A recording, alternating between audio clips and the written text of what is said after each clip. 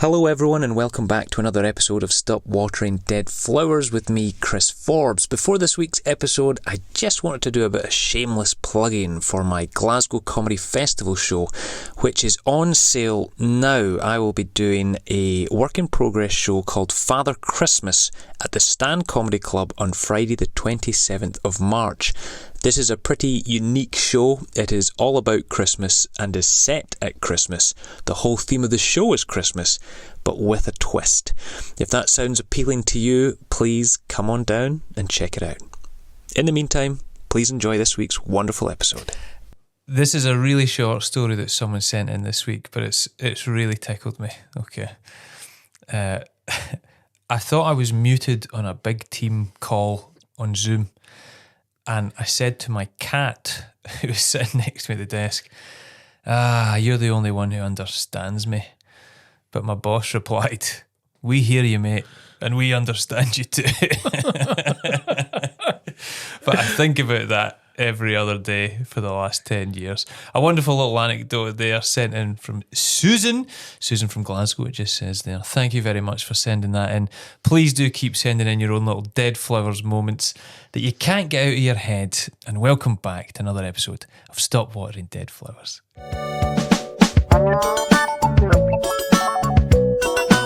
Stop watering dead flowers.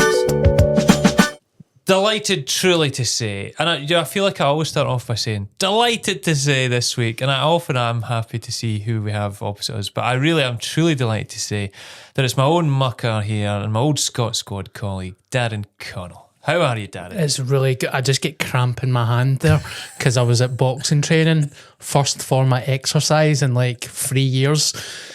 I'm good, mate. I'm in my second coffee. I've got chest pains. I'm paranoid. It's good to see you. It's good to see you, mate. It's a strong opening to the podcast to be like, I've just been at boxing training. That's great. Well, you're looking well. I know the boxing's been part of your kind of good health kick and everything. Yeah. And speaking of health, as we just said before we started recording, one of the last times we've seen each other, although I think there was a time between, was a gig I was doing for you at Blackfriars. And I had a real moment of nostalgia at that gig as well when I remembered that during Scott Squad, it was one of the earlier seasons, I think, wasn't it? 3 or 4 maybe. And I was hospitalised. I had a kind of freak illness that was quite serious and was taken to hospital from set in an ambulance, and because I had the police uniform on, they were like really responding to me like I was one of them, first responder, and like straight through the emergency room, proper care given, like we can't lose this officer of the law. And then when they found out I was an actor, the disdain on their faces, it was horrible when I had to, because one of them finally went, what station do you work out of? And I was like, oh, I'm actually just an actor. Langside College, drama department. But the reason I always remember that story and I remember you so fondly as part of it is because I was in hospital for about a week or something. But Darren Connell, God bless Darren Connell, he was the only cast member. I know no one even from the comedy unit. Shame on you, comedy unit. They sent a fruit basket once I got home. But Darren Connell came up to visit me in hospital when I was very ill, and went out your way to do that. You came up, you brought something, and the reason I talked about it on stage when I did your gig was it was so funny because actually loads of people just started like spotting you and wanting their photos with you, and you had to go to someone's room though, like there was like a proper ill kid or something. Yeah. Someone's dad saying like, can you come and meet my kid or something? It was... Yeah, so it's when I was leaving, a dad kind of appeared from nowhere and he totally caught me off guard, and it was good for the soul. I won't go into all the detail because it was quite personal. Aye. But the guy was just like, we watched Scott Squad, it's really helped our family with humour, and it's just got us through a really dark time. You mean a lot. My kid loves you and everyone else. And honestly, I was like standing there like bubbling and stuff, and then he ended up cuddling me. I was like, it was so powerful, but in such a beautiful thing. Because I've had moments like that watching. I remember being younger, and you know, when you're a teenager and you're kind of lonely and depressed and stuff. Yeah, and yeah. I've kind of found comedy as a crutch, and I'm like, I can't believe somebody's now saying that to me. It was such a lovely moment. I've always liked that saying that, because that's why TV's much more personal than movies. It's because movies happen once in a blue moon and a big actor might be in it and you'll see him again in a couple of years and something else. But if you're in a TV show and it's on weekly or all the time, you're in people's living rooms. Yeah. People watch you in their house, so they do feel this sense of familiarity, don't they? Oh yeah. So growing up, you have the people that you really feel like you're almost pals with. Yeah. And I love it because my stand-up is quite dark and surreal. So I love it when kids and grands and stuff say that they love Bobby, because I know that my stand-up is not like that. And I love it. I totally love it, man. Well, mate, thank you for coming to see me. Yeah. I feel like you were like, you don't look well. Chocolate and magazines and stuff. I was like, he's not going to be able to eat this chocolate, man. He's fucked. What was it? You jumped in a pond, didn't you? Oh, do you know there was a lot of different speculative reasons for how it happened. Just by chance, earlier that day, one of the scenes we filmed was the scene where me as Charlie had to walk into a lake, like into that pond in Glasgow in my underwear, and they were like, did he catch an infection or something? But ultimately I had a bad UTI and prostatitis, and the infection spread, and it was kind of working its way through my system, and I was out of it then. I was actually, when I was discharged, I was on the same antibiotics that they give for people with what was it again? Anthrax poisoning. Wow. And I remember thinking, Jesus, I've never heard of that in my life. Like that you could be on the same. So it wiped me out, and then I had to come back about a month later to finish filming our scenes, and I look like people probably wouldn't notice, but I look at myself and think I look like I'm already skinny, but I machinist. And they're just like, just say what you did, and because it's, you know what it's like, improv, and they're like, just say something about that scene you filmed 4 weeks ago. Like, you're like, I don't remember anything. Like, what scene? Aye, it was wild. So it's either from the pond or from the comedy unit's catering van. But I felt so awkward at the time because I'd started to feel unwell, but maybe this is too personal to get into as well. And then during, you know how awkward it is sometimes as well when you're filming and there's cast and crew around. So even when you need to go to the toilet, you feel like you're letting everyone down for taking a wee break, and they've got their wee codes for it, like, oh, Chris is away for a 10-4 or whatever it is. But I had to keep going back to the toilet, and every time I was going, it was just because I felt more and more ill, and my pee was getting really painful but difficult. And then on about the fourth or fifth time during the same scene that I said, look, I'm really sorry, I have to go to the toilet, I've been drinking too much water or something, I started pissing blood. And it was the most excruciating feeling I've ever experienced, just pissing razor blades.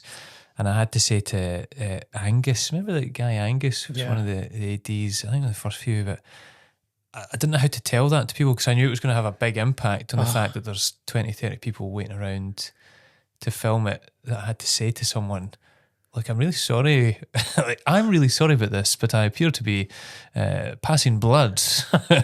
May I have some attention, please? Yeah. But I just went, look, I'm really sorry, I've just been pissing blood. And he went, we need to get you an ambulance. Yeah. And that was it. Yeah. Then I don't really remember much. That's like the insecure actor though. It's like, I don't want to lose the gig. Oh, they might never ask as well me back. just piss blood. Like, we can't trust that pissy blood guy. He's pathetic. I didn't like his attitude there. Well, anyway, what a bizarre introduction to this week's show. But you're another one of our guests that doesn't really need an introduction. But as I've said, you know, you've done Scott Squadge, but even before that, you'd already kind of made a bit of your name for yourself in the stand-up scene. And obviously since then, you've been doing comedy ever since as well. And you've done a bit of everything in the kind of last 10, 15 years, haven't you? Thank you very much. Yeah, I'm just, honestly, I think a lot of it is just desperation and just hustling and just trying to do what everyone else is doing. I've done panto. I used to do a Vine. came up to see you in Panto. Yeah. In Dundee. Yeah, I've done some acting stuff, and then I've always managed to continue to do stand up. But I think a lot of it is just trying to survive. Aye. Podcasts and all that stuff. I enjoy it. I love it, especially now. Recently, in the last maybe 2 years, I've got a new appreciation for it. Aye. I enjoy doing my own thing. Good. I'm on TikTok now as well. TikTok, I'm still trying to kind of get into that beast, but you've successfully navigated the algorithms of the TikTok. Well, I think a lot of it is like, how come you won't let me on your shitty panel show for £80 for 10 years? And then I'll just do TikTok now. I don't need to ask them. And Know that I'm better. as someone that has done a lot of different things in your life, how are you generally in terms of this podcast? How are you with letting things go? Are you someone that holds on to them, festers them? Do they grow roots in your mind? Or are you quite good at moving on from stuff? And, Like grudges. well, yeah, anything. I any used to be moments, bad for a grudge, man. Really? I'd hold a grudge for years. like a radio panel show. Yep, shit. Shit. That's all right. I actually get a pain in my neck there, by the way. I don't know if that's the coffee. No, but I would be really bad for grudges, like pathetic. I remember one time my pal got a concert ticket and I wanted to go and he took his girlfriend and I never spoke to him for a year. The two of us had the same birthday, by the way, 19th of June. And I was like, we can go together for our birthdays. And he's like, I want to take my girlfriend. And I never spoke to him for a year. Yeah, and then I did therapy, and midway through therapy, I was like, oh no, man, I need to apologise to him.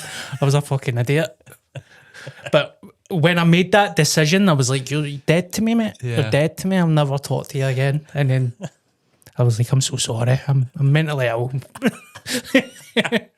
Thankfully, he's like, I know, mate, you're mental. That coffee's burning my face, man. But in terms of, was it easy for you to pick out stories for this podcast, or were the topics things that you had to go, I don't know, I don't have many, because people seem to be one or the other. They've got loads of stories, or they've struggled to think of some. I've got a couple, yeah. So what was it again? What was the question? Well, traditionally we'd start with like a childhood one. Something that happened when you were younger that's just you've never been able to forget. So I was at a family member's wedding and there was like hundreds of people in the hall. And I'm already excited for this. so my cousin's quite funny. He's never been a stand-up comedian. He could be if he wanted to. So he was heckling the best man throughout the whole speech and he was getting amazing laughs. He was getting applause breaks and stuff. And I was like, must have been about 4 years old. And I ate something that was making me feel unwell. And see, at one of the moments of the speech when it was getting really quiet and like powerful and emotional, I let out this burp that was horrendous. Like for a child to make that noise, it literally, you could hear a pin drop and every single person in the hall literally turned round and just looked at me and like burst out laughing. It was kind of like, have you seen Stand By Me with Lardass? Oh, yeah. When everybody's just like pointing and laughing. Yeah. I felt like that. My auntie had to take us to the bathroom and I was just like projectile vomiting into a sink. A couple of years ago, my cousin was in a band and I went to see him and his cousins came over to me and they were like, remember that time at that wedding when you made that burp? And I was like, 27 years ago. No way. And that embarrassed me big time. It always stuck with me. You've never forgot, but what an impact it's made that people still remember it. Yeah. They'll be like, remember that wee demonic kid that burped so loud? And I've never done a burp since. Like, even as an adult, I've never made a burp like that. It was crazy. Someone, is it just you? Maybe you've told me this. Someone told me that they can't burp and that there's an actual name for people that can't actually burp at all. Wow. I must remember who told me that. if you're listening and you know, please tell us. Someone told me that they cannot burp and that people have tried to get them to do it and fizzy drink it, but there's a term for people that actually can't burp. Punching their belly and stuff. It's funny because, you know, I ask every guest the same usual 3-4 topics, and sometimes it goes to different places. But for the childhood one as well, I thought asking Darren something that from his childhood, I automatically thought of a piece of your material. Do you know the bit I'm talking about why you left school? All right, aye. Yeah. And I was like, I wonder if that's one of these things that might come up, or if that was something that actually happened, or if it's been embellished. But it always makes me laugh. It's partly true. When I hear about the goth.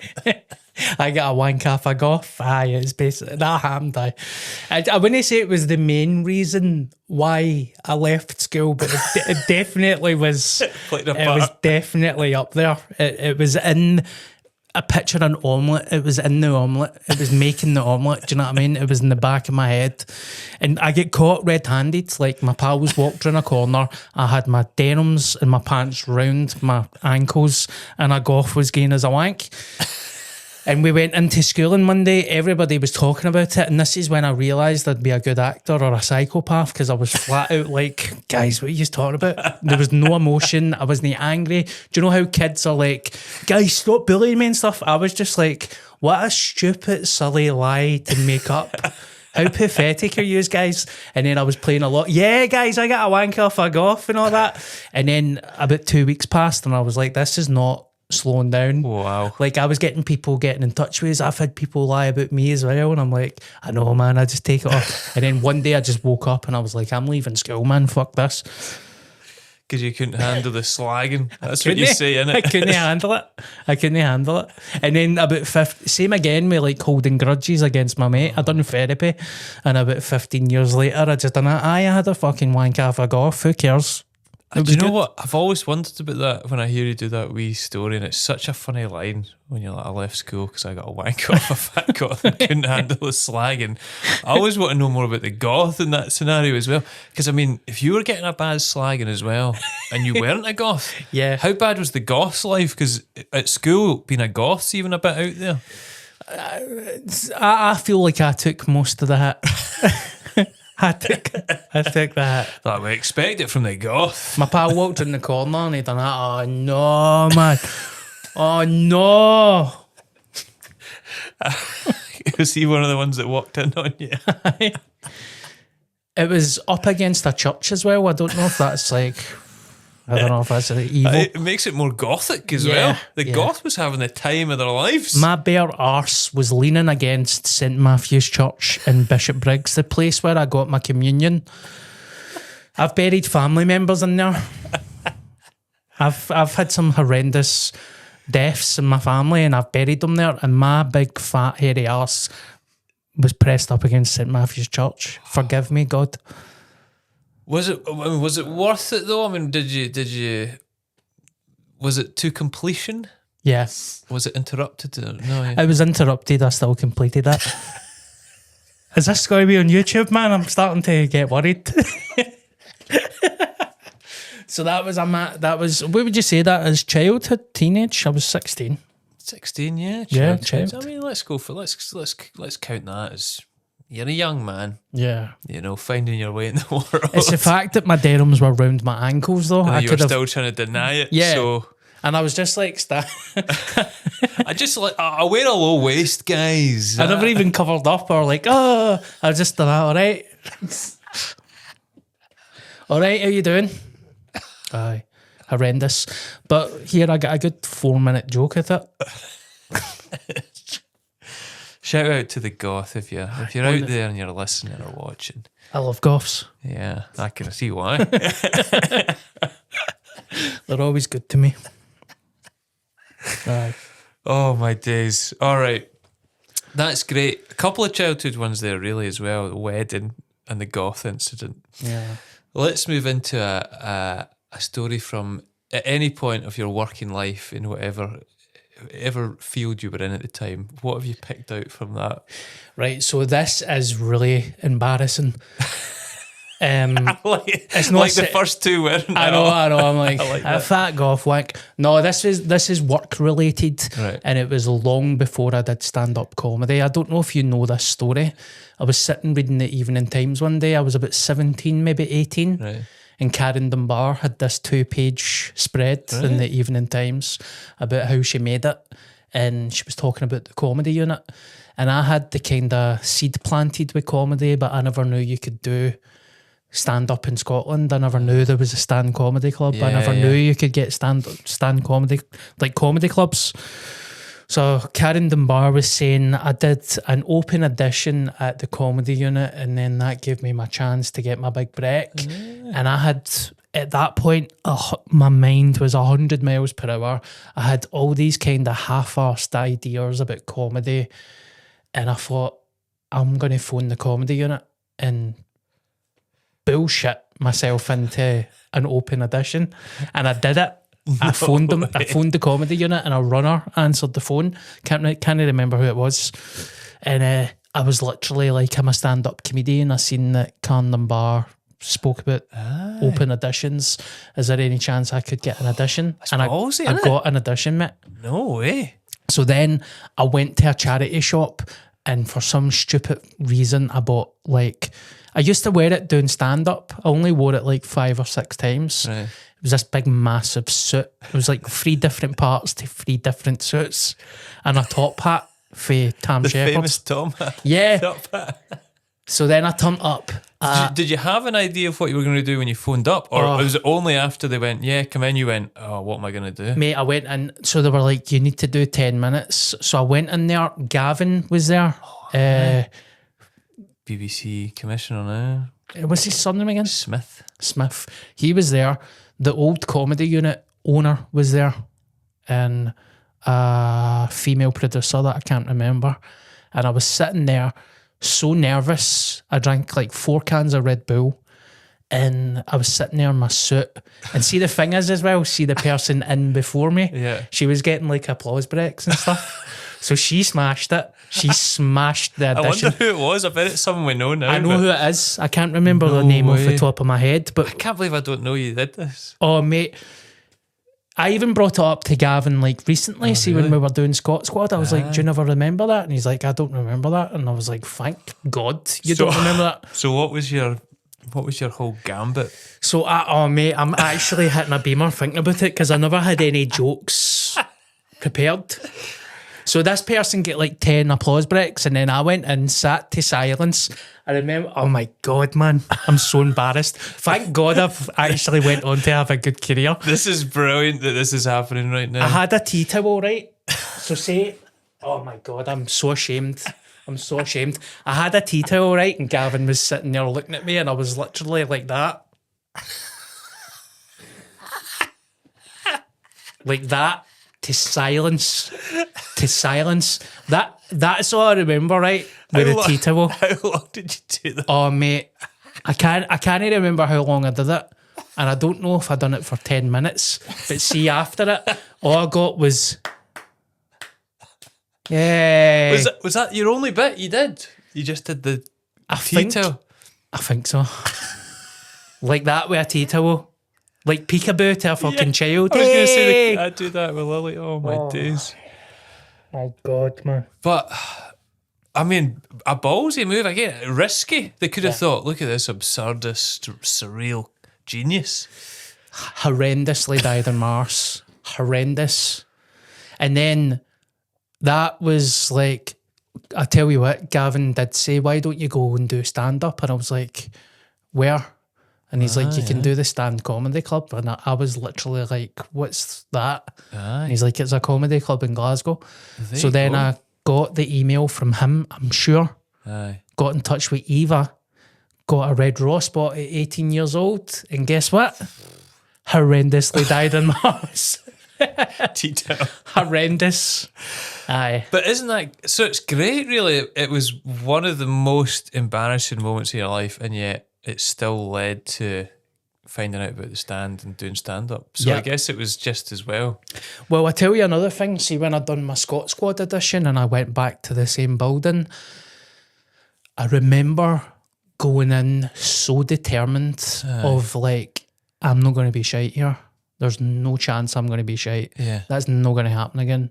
I'm going to enjoy it. Like, no matter what happens, I'm going to walk away and think that was good, regardless if I get it or not. Yeah. And I went in with this just calmness to me and such determination, like 10 years later. And I done well. Nailed I done it. really well. Do you know, just as a bit of an aside again, but in terms of Scott Squad and kind of how we ended up in it, I remember they'd already made there was an unofficial kind of short pilot where Jack Docherty wasn't even the chief. It was George Drennan, who's brilliant. And I've spoke to George about that before as well. Like, he'd have been a great chief, but Jack, I think, just is excellent also as well, but he had a bit of gravitas in his name. But people had already been in this shorter pilot. And so, like, my best pal James Kirk, who was in it, Ken Beattie, he was in it, and I knew other people that were doing it, and comics were in it. Yeah. So then once they got commissioned and they were making it a bigger cast, that was when I first auditioned for it. And the very first audition was quite a large group audition where they were trying people in different pairs.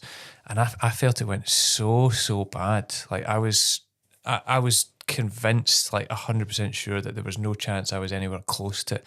Because I remember going home, still living at home, closing the curtains, like proper just miserable wee guy. I wanted to block out the sunlight. I put on whatever the Grand Theft Auto game was at the time, and I sat miserable playing, going, I've just ruined everything. I'm never going anywhere in this career. And all my mates from comedy are doing Scott Squad. I can't believe it.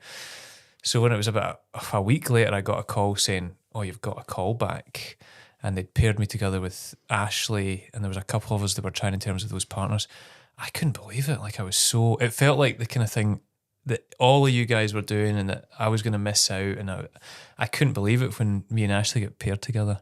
And then that audition I felt went really well. We just had good chemistry, and I was so relieved. But see, when I thought I was just nowhere near it, I was devastated. But that's probably just your nervousness of wanting to do well. And but you know, in the same hand, because I felt like I didn't feel like I had a good opportunity to even get anything decent across. There was people on the day that I thought were brilliant, shoo-ins that didn't get to do it. And then I always think, God, they must have been really raging. Yeah. Because I feel like they did well, but it's so much about getting the balance right of even just ages and dynamics. And but I remember the second one as well, a big massive group audition. There was a few cast members there as well, and it was good fun. Did you get to audition for like an actual police person first, or did you always just come in as Bobby? No, well, I remember the first audition was in the old comedy unit in the city centre, and it was Joe Hewlett, who's at Channel 4 now, and Noddy, who's the director. And Joe was like, you can be a police officer or a BAM. And I said BAM. And I remember going in, and it was 5 minutes maybe, that basically I just improved, and Noddy was talking to me like he was a police officer. But my full thing was how I felt really cocky about smuggling drugs through airports. So I put cocaine in condoms and drank them with litre bottles of olive oil, and instead of sticking it up my arse. So the whole thing was about me talking about my arse. And after it, Noddy just like busted laughing, and he's like, that was hilarious, but you can't keep talking about your arsehole all the time.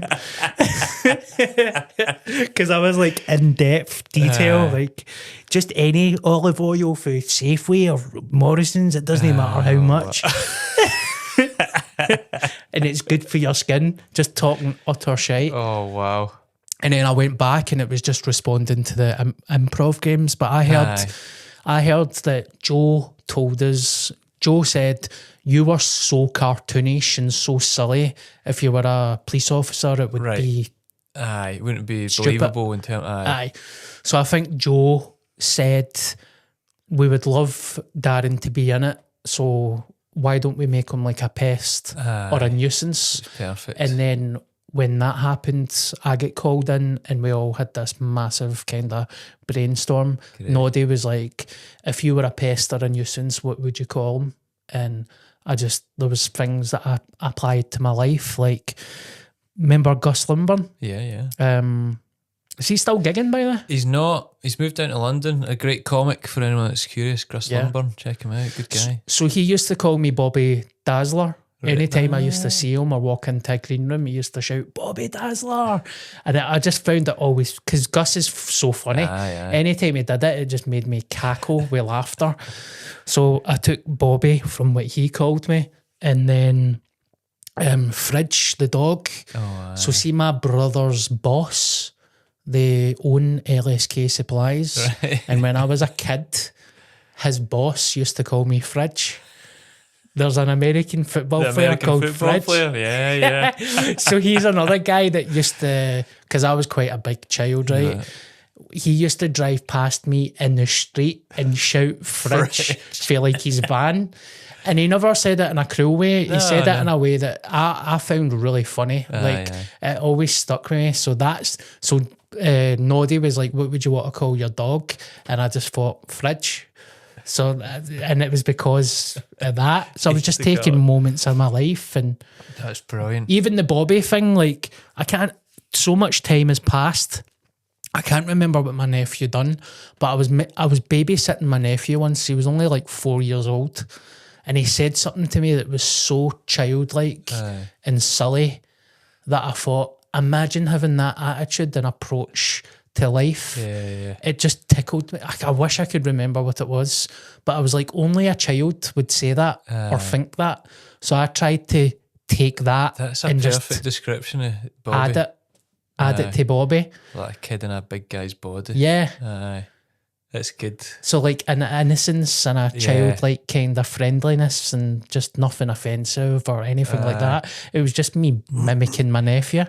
Do you know when we mentioned the dog and Fridge, it just sparked the memory that my very first thing where you had to, even before the kind of group audition and stuff, you had to come in with, because it was all going to be improvised and stuff, well, what's your idea of, right, if you were auditioning as a policeman, which I was, what kind of policeman are you? Like, what's your deal? What's your stance on stuff and beliefs? And you just had to talk and they would ask you questions. But I came in I wanted to be a dog handler because I love dogs. Like, you'll know that. Like, dogs are my favourite thing in the world. So I just thought, wow, imagine I can steer this audition towards me getting to then work with a dog. I could be like Turner and Hooch. And then obviously I didn't get to work with a dog. But then I was honestly jealous when there was a dog handler for one season. They tried to bring in that new character. Yeah. And I don't know if it didn't last long. So then I thought, oh, maybe it's just as well I wasn't a dog handler. But that was my dream, was to be able to work with a dog every day on set. That'd have been amazing, eh? God. They say don't work with kids and animals. We had a dog for a couple of scenes and it was really tough Aye. because it was getting quite upset and stuff with all the lights. And I was like, oh, Kicking off about the catering. Yeah. That's shite. River City catering was better. Right, let's move on. These were great career ones. A relationship story. Have you got one that you've been able to pick out from that?